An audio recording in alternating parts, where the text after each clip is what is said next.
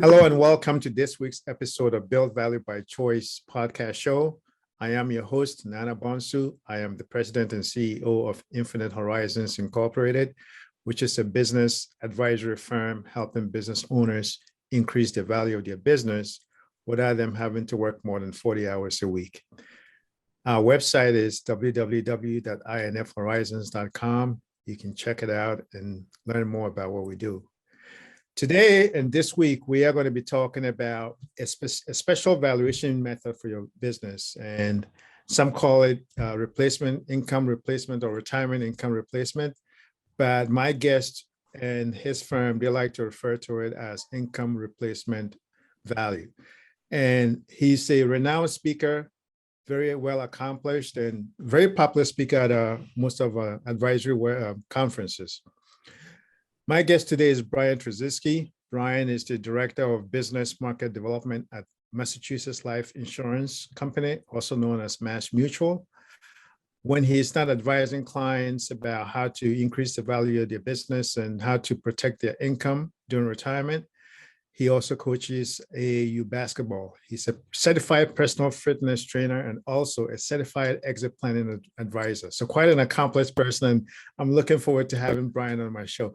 Brian, welcome to the show. Hey, thank you for having me, man. It's great to be here. Great. So I wanted to kick off to this topic. Today's topic was essentially around the income replacement value method and the valuation and why it's so critical to the business owner. And I know you're very passionate about this topic. So that seems to me to be like the starting point before we even start talking about the business value. The business owner needs to know what their replacement income is. So could you, kind of explain to us and our audience what the concept of income replacement value is and why it's so critical? Sure thing. So income replacement value is all about what the business owner needs the business to be worth in order to maintain the current lifestyle that they've built for themselves when they exit the business and retire. And unfortunately, a lot of business owners don't know what that number is. They pull salary and bonus and income and all sorts of benefits through the business. And they don't think about a point in time in the future when the business is no longer there to afford all of that. Where is that income going to come from? And I think it's also important to note that income replacement value is not a value that any acquirer or whatever pay for a business. We can't put our businesses up for sale at the income replacement value. But what business owners need to do is they need to understand what that number is compared to what the business is actually worth. And oftentimes there is a gap between the two. And then the business owner has to put forth strategies to make up that gap, whether it's to grow the value of the business, whether it's to build assets outside the business, whatever that is, because most business owners do want to maintain that lifestyle they've built today, even after they've exited. Great. So you actually make a distinction. So before we go into just how it's calculated and all of that, you actually make a distinction between not just knowing the value, your income replacement value, but actually understanding what that's about. Can you tell us that semantic difference? Yeah. So knowing the value of the business is having a number. And there's any number of tools and there's any number of professionals out there that can give a business owner what their current value is. What understanding the value gets into is knowing what's driving that number, which allows the business owner to take ownership of that number. So it's not just about having a value. It's about knowing what value drivers are either enhancing the value or depressing the value. So that the business owner can really look inside the business and make some strategic decisions about maybe different levers they want to pull inside the business to grow it. Perhaps maybe they need to improve their sales and marketing. Maybe they've got some operational deficiencies in the business. Whatever it is, it's understanding why that number is. Because just having a number is fine, and it's good for point in time planning, like funding a buy-sell agreement or something like that. But if a business owner really wants to build a strategy for what life is going to look like financially when they exit their business, they really need to understand what's driving that number and how they can influence that number as they go on that glide path toward selling the business or transitioning the business and ultimately being able to continue that lifestyle when they exit. Okay, so I want to pivot a bit. So can we talk about how is the income replacement value calculated? Yeah, so it's a pretty simple calculation. Really, what a business owner needs to do is take a look at all of the benefits that they're deriving from the business. So that includes things like salary. That includes things like any bonuses they're paying themselves. It also includes things like any car, travel, or meals, entertainment, things that they're running through the business.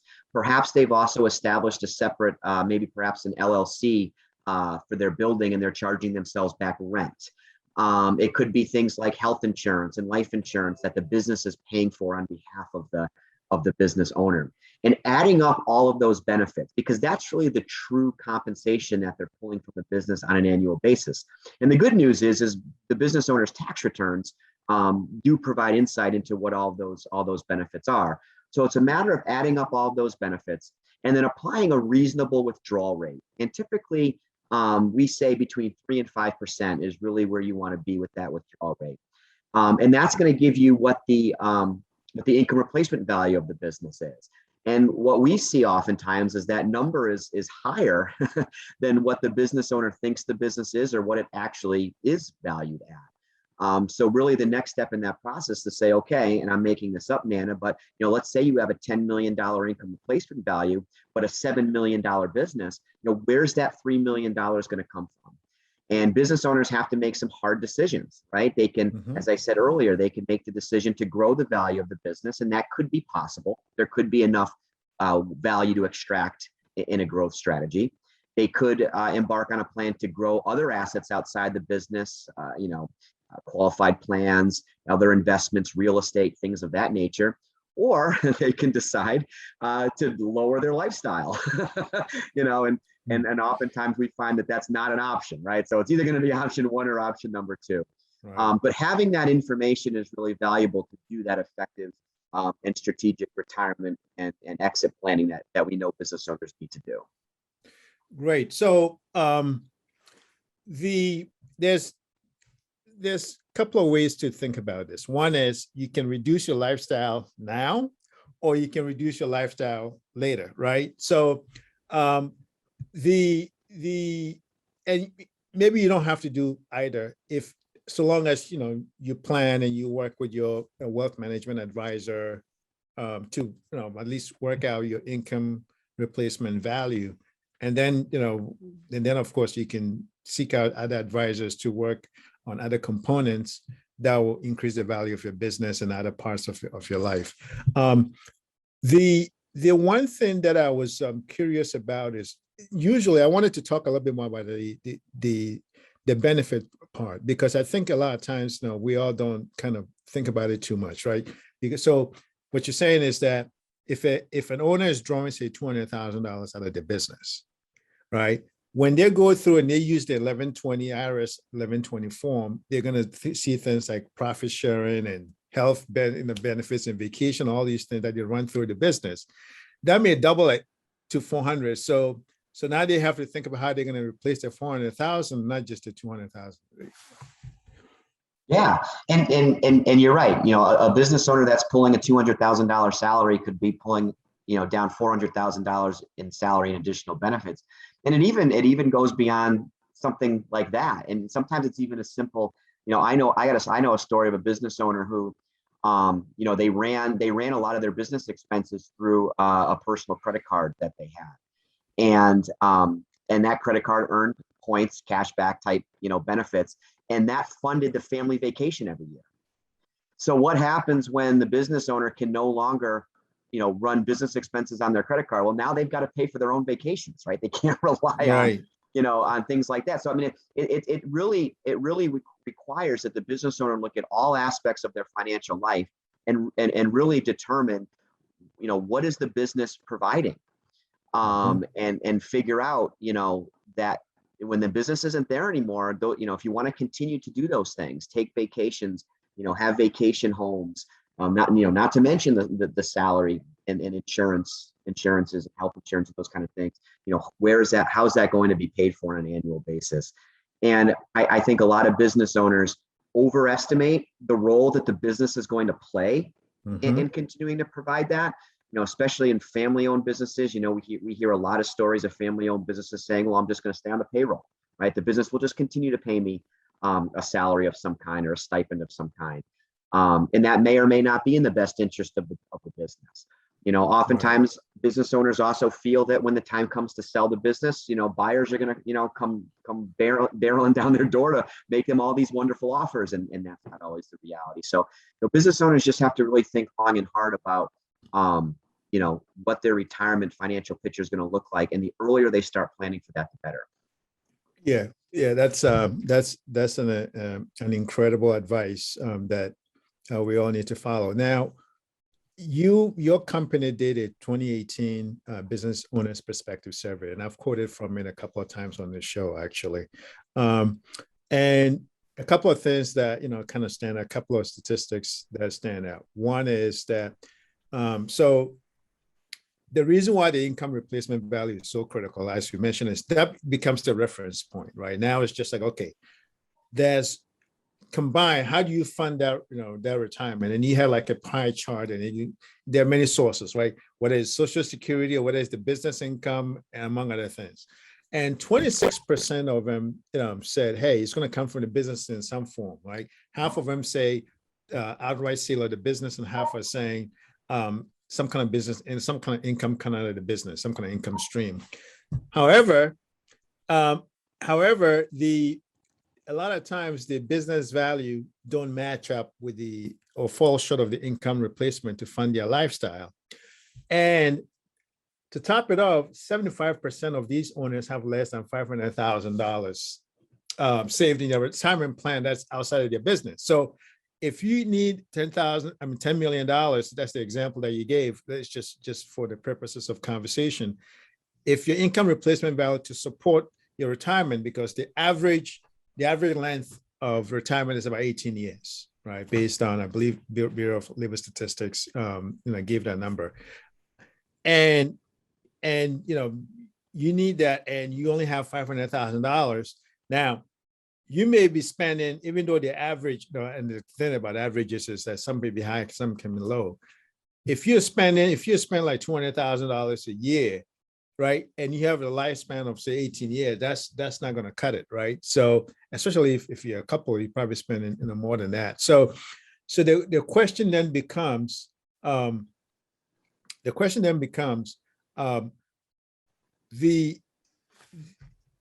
how does that restrict the exit options, right? Because the owner is thinking of 26% are saying that it's going to come from their business in some form, right? An outright sale or income from it. But that means that they will need to be able to exit out of it. But you have like a certain metric that shows that only a quarter are able to exit outright, and some of them have to hang on forever. So they may be disappointed in terms of what you think retirement is going to look like and what the reality may actually be. Yeah, you touched on something very important there that I think we should drill down a little bit on is the correlation between chosen exit strategy and future income needs, right? Because I think a lot of business owners don't either understand or don't consider, how their chosen exit strategy is going to impact that, right? So, and this is kind of a exaggerated example, but if you've got a business owner that is really going to be dependent on the business to fund that retirement, and their exit strategy is to gift the business to their children, well, we've got to disconnect it. So and that's where we end up seeing business owners staying on the payroll, right? Because they need that continued income. And then likewise, if you've got a business owner that he says, I want to sell this business to a third party, at some point in time, I'm going to put it up for sale. Well, now we have to have a conversation around, is your business transferable? Because the Exit Planning Institute will say that, 80% of businesses that go up for sale never actually sell. So how do you ensure that you're one of those businesses that when you are ready to transact, you're, you have appeal to acquirers, and acquirers are, there is something for them to purchase. And that kind of gets back to that whole understanding the value, right? All this stuff is interrelated, man. It's all interrelated, because if you understand the value of your business, you're going to understand the areas of your business that are going to be attractive to acquirers and those that are not. So if your goal is to sell the business, now you know which areas of your business you have to improve to make it a transferable asset. A business that is reliant solely on the owner to do everything in the business is not a business that can sell. There's nothing there. Whereas a business that has a strong management team, has strong key employees, that's going to be attractive to acquirers. So it's the exit strategy has to play into this analysis and this conversation, because the two are so interrelated. How often should they be looking at their income replacement value? I mean, we recommend any document, any value, agreement that you have in place. These things should be looked at least every 3 years. And I would say income replacement is probably no different. Annually is always better. But at least if we can do this every 3 years, I think, that'll keep the business owner up to date with what they need to do. Because remember, and what we haven't talked about yet at all on this podcast is what happens if the exit happens unexpectedly. Mm-hmm. Right. So now we're not worried about replacing the income in retirement. We're worried about replacing the income to the family. God forbid there's a death or a disability of some sort. And there are certain ways that we can help de-risk a business in those areas. And I know we're going to talk about that in future podcasts, which I'm happy to share insight there. But if you're not updating these agreements, if you're not updating these valuations, et cetera, at least every 3 years, you leave your business and your family exposed should something unexpected happen. We have the income replacement value. So now I know that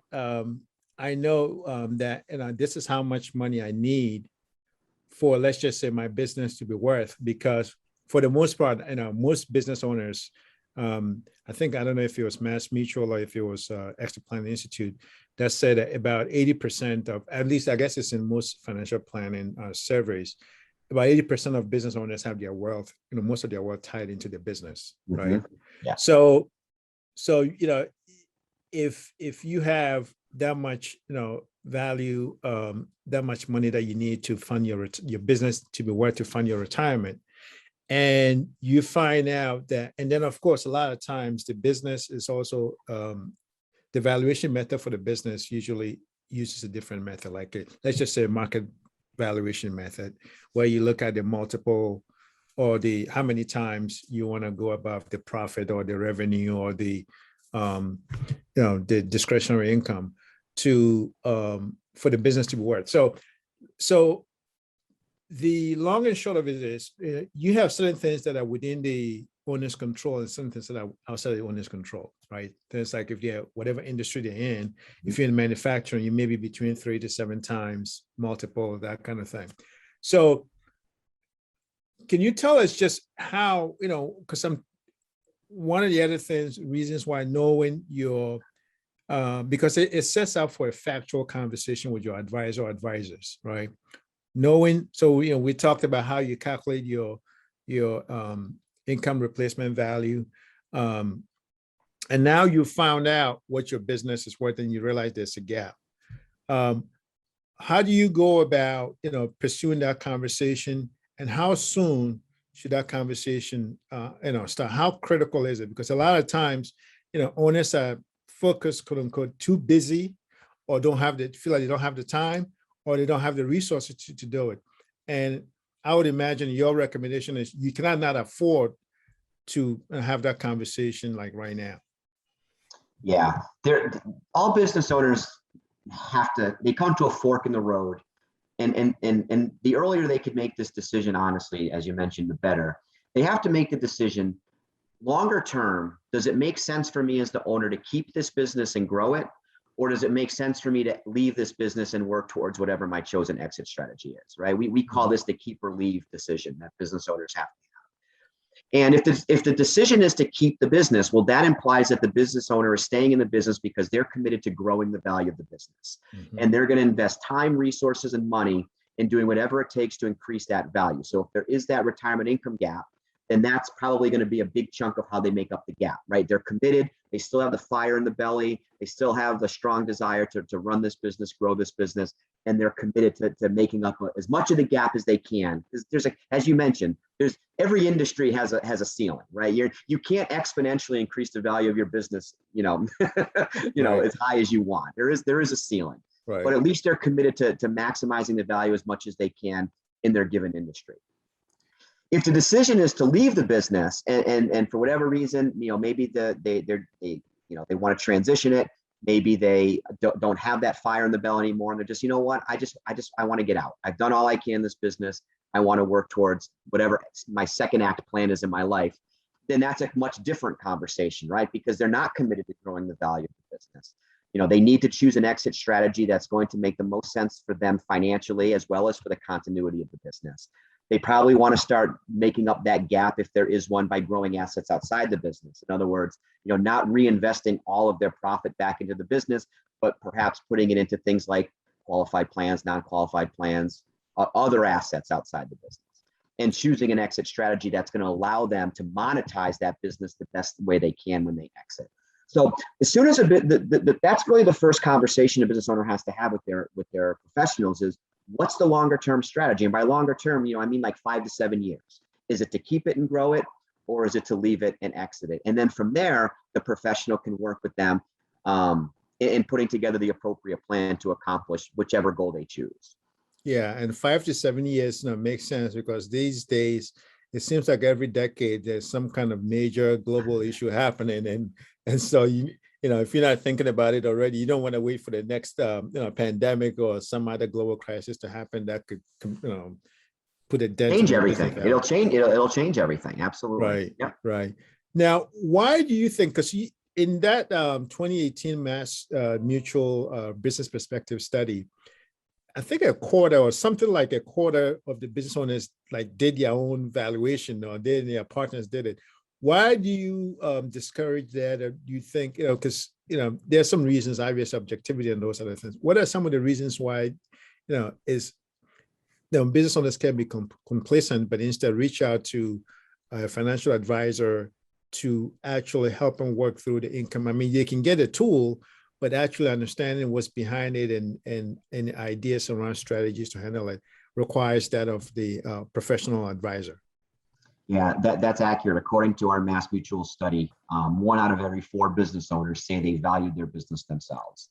And that's problematic for a couple of different reasons. Number one is, obviously the business owner is going to have their own perceived value based off of, their own sweat equity, their own love for the business. It's a very emotional valuation that they're gonna put on there.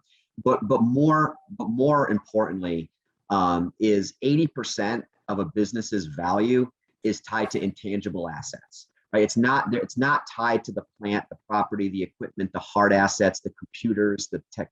That's not where most of the value lies. It lies in those intangibles. And I'm going to give credit to my friends at the Exit Planning Institute, because they lump those intangible assets into what they call the 4 capitals.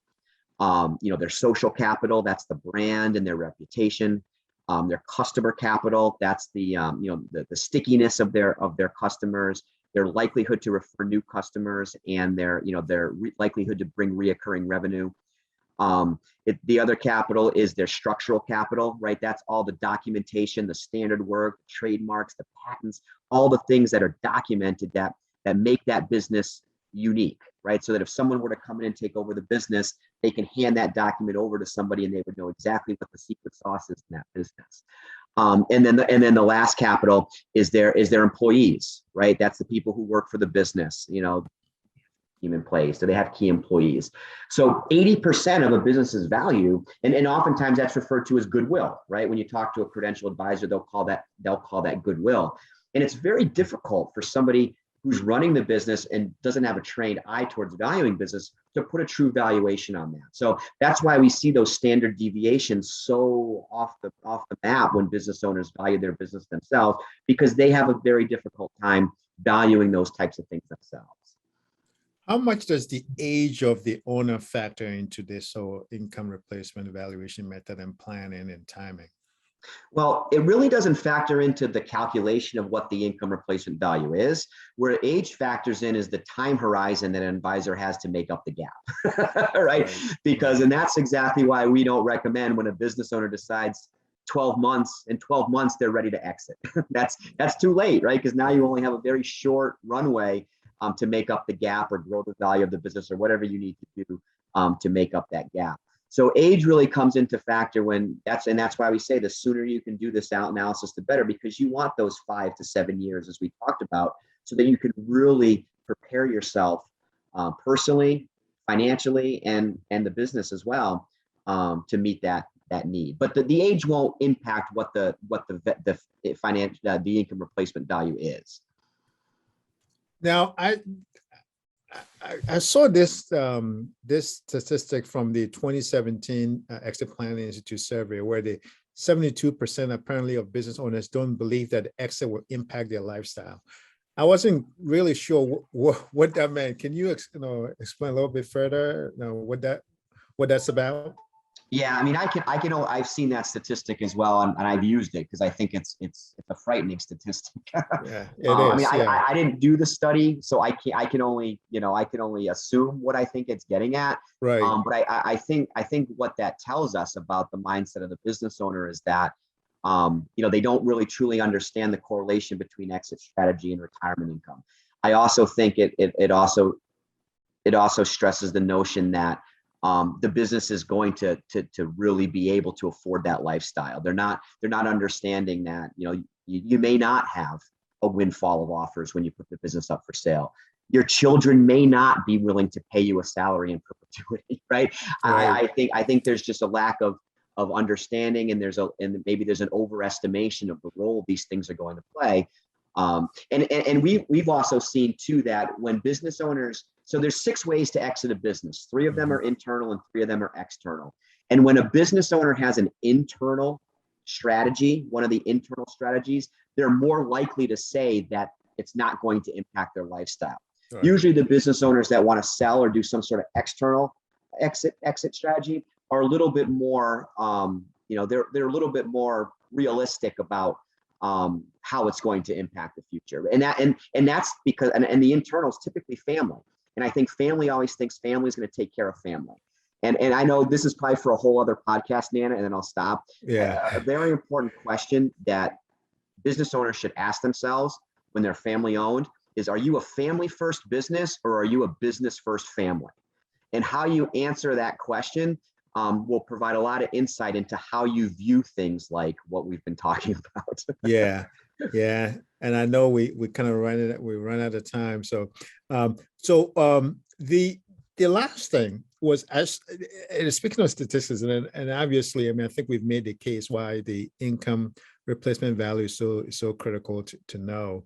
Is there was this thing about, the Exit Planning Institute again had this survey where I believe you mentioned it at the beginning of the podcast, of the episode, where 30% of businesses that are put in the market actually transact, and out of it, I believe only 16% are actually sold. So out of like 250,000, you had mentioned before that there was like 15,000 out of 250,000 are actually going to actually sell or somehow change hands. That's pretty shocking, and I just want to tie that into, if folks want to be part of that 15,000, or at least expand that 15,000 pie, how does that, how does knowing the income replacement value, spur them to action so that they give themselves a better chance of being on the right side of the statistic? Yeah, and I think the statistic is 30,000 will transact, and of that 30, only half will transact at the price and terms that the business owner was expecting. The other half will have to make concessions of some sort. Really what it boils down to is building a business that's transferable. I think a lot of business owners, unfortunately, haven't built an asset that's sellable, that's transferable. And when the time comes to exit, they realize that either they're not going to be able to sell the business, or they're going to sell at a cost or terms that were in a manner that they haven't prepared for. So I guess the takeaway here is that business owners need to look at their business as an asset, and they need to continue to drive value to that by looking at those intangible assets, by understanding value and the value drivers that exist in the business, and constantly working at making those things better, so that when the time comes to sell the business, transfer the business, gift the business, whatever the strategy is, they've created something that is transferable, so that the next generation, the next ownership team can take it and run it just as successfully as the current owners did. And we always say that business owners that focus on income are okay for today, but business owners that focus on enterprise value are okay today and tomorrow. And that really needs to be how business owners look at their business. Yeah, so that's a very good mindset shift. Focus less on just income and more on value, and the income and the future would take care of itself. Absolutely. Great words of advice. And thanks again. This was exciting. It went by kind of fast. How can if owners want to get in touch with you or follow your work, how can they do that? Yeah, so we're proud at MassMutual to be able to support business owners in this area. We have advisors all over the country. If anybody's interested in talking to a MassMutual financial professional about this topic or any business protection topic, visit our website, massmutual.com, find a financial professional, tell them you saw me, and we'd love to work with you and continue these very important conversations to help protect business owners and their families. Yeah, thank you. And thanks for looking out for business owners. So again, thanks again for people tuning in. We'll be doing a future episode on how to, once you know your income replacement value, how you de-risk it. So Brian has been kind enough to come back for a future episode. So look forward to having the additional conversations in a series with Brian. You can continue the conversation on our Facebook page, Build Value by Choice. And you can also look me up on LinkedIn or send me an email at nbonso@infhorizons.com. Till next time, bye-bye.